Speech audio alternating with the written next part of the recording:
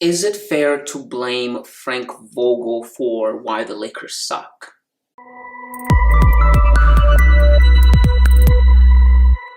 Hey guys, welcome back to League Talk. If you are new here, this is a channel where I make videos about basketball, anything that's going on in the NBA. So if you like that kind of stuff, make sure to hit the subscribe button, leave a like, and drop your thoughts down in the comments below. And yeah, let me jump into this video. Another day, another video about why the Lakers suck. So by now, we all know that the Lakers are horrendous in relation to the talent they have on their team and just in relation to, the rest of the league. As of making of this video, the Lakers are struggling to stay above 500.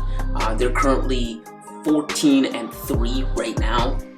Again, barely above 500, and their slump has lasted for ever since the season started, if we're being honest. In fact, I made a video about 2 weeks ago about why the Lakers suck, and in that video, I detailed the reasons as to why I personally thought the Lakers suck. And if you want to go watch that video, I'll leave a description in the link below. Make sure to go check it out. It's a very good watch. But yeah, that goes to show you, nothing's changed in those last 2 weeks. And because nothing has changed in those last 2 weeks, I should say the media is looking for somebody to blame. And guess who they've picked to blame?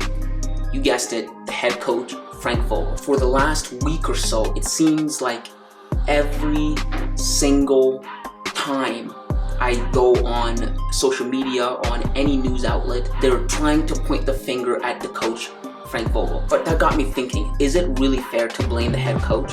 Like when you look at that Lakers roster, is it fair to Frank Vogel that he's being blamed for this? In my opinion, no. Not one single bit. I don't think it's Frank Vogel's fault that the Lakers suck this much at all. And like I said a few weeks ago, there were several things wrong with the Lakers. Let me say, Frank Vogel coached the Lakers to a championship less than 18 months ago. So I don't believe that he suddenly forgot how to coach a high-level basketball team. So I don't think it's his fault at all. So if it isn't Vogel's fault, then whose fault is it? Well, the short answer is it's the Lakers' fault. Now, here's what I mean by that. The Lakers have a plethora of chinks in their armors, one of them being age. As I stated a few weeks ago, one of the big things that's wrong with the Lakers is how old they are, right? And is that Frank Vogel's fault? No, that's not his fault. He can't control their age. Whose fault is that? It's Rob Pelinka's fault. Rob Pelinka, the GM. He's the one that assembled this team together. And I could kind of understand his position and his decision as to why he has the personnel he has on the Lakers right now, their age, because historically LeBron has always wanted to play with veteran players, older players, as opposed to younger players. And this is because LeBron doesn't have time to teach young kids how to play high-level NBA basketball to the extent, the caliber that he needs them to play in order for him to win a championship. And so he's always opted for older players. An example of this is when LeBron got to LA, did 1 year with Lonzo Ball and Brandon Ingram and Josh Hart and that whole young core. After that, he shipped him off to New Orleans for AD right off the bat. And another example of this is back in 2014 when LeBron returned to Cleveland and he had the option of keeping the first overall pick, Andrew Wiggins, and he opted to ship him off to Minnesota for Kevin Love because LeBron enjoys playing with veteran guys who know what it takes to win in this league. So I understand Pelinka's position to try and, appease LeBron in that sense, but at the same time, Pelinka missed the mark here. He missed the mark completely. He should aim to get players in their mid-20s to late 20s instead of early 30s to mid-30s. The age range that the Lakers are right now. Early 30s to mid-30s. So that's the thing, right? That age comes with a lot of things. Inability to defend, inability to recover from games, inability to go as hard in back-to-back games.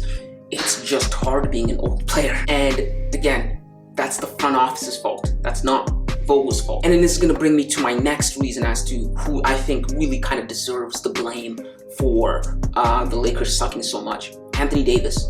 Like I said in a previous video, Anthony Davis has been a letdown, personally for me, in this season. Anthony Davis this year was supposed to contend or take the torch from LeBron for being the best player on the Lakers. And so far this year, he hasn't looked dominant at all. Now, he's not bad. It's just he's not hitting the mark. Currently, he's averaging 24 points, 10.2 rebounds, and 3 assists, which isn't bad. It's a double-double. But I expected Anthony Davis to be in the ballpark of 28 to 29 points per game.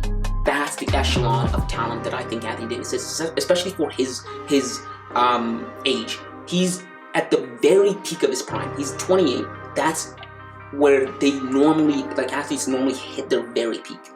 It starts out when you're about maybe 25, and then you hit 28, like you're up there, right? But Anthony Davis has been struggling to be at that echelon. And LeBron is exactly where I expected him to be. Now LeBron, we all know LeBron's been aging, but he's been carrying his weight. He's averaging 26 points, 5.8 rebounds per game, and 6.9 assists per game. So he's carrying his weight. He's doing what he's supposed to be doing, of course, for his age. Like LeBron's, he's doing so much for a 36-year-old, so he's carrying his weight, right? But yeah, Anthony Davis, you were supposed to take the torch from LeBron and run with it, and LeBron was supposed to kind of mentor you and show you the ropes of how to be the #1 guy. The Lakers needed Anthony Davis to be the #1 option, the #1 guy on the team, and it seems like he's struggling to step up to that challenge. He's just not there. And I think that's really hurting the Lakers, and they need him to be a better Anthony Davis, a better version of Anthony Davis, and it's just not there for him. And so that's why I don't really think it's fair to blame someone like Coach Vogel, because what are you supposed to do? You can't blame him for Anthony Davis's performance. Vogel historically has been good with bigs. Anthony Davis is supposed to thrive under Vogel. And so you can't really blame him for how Anthony Davis performs on the floor. I mean, there's only so much you can tell him, right? The coach is a coach. He can't actually get in his body and play for him. That's the thing, and so that's my thoughts on that. It's completely unwarranted to blame the coach Vogel for why the Lakers suck. I think the media is just looking for a scapegoat, and Vogel was the easiest mark, and so they got him. But yeah, guys, those are just my thoughts on the whole situation. If you watched all the way to the end, I'm very grateful. Thank you guys for watching. Make sure to hit the subscribe button. Make sure to leave a like and drop your thoughts down in the comments below, and click here to see whether the Suns can go 73-9 or better. Until next time, kids.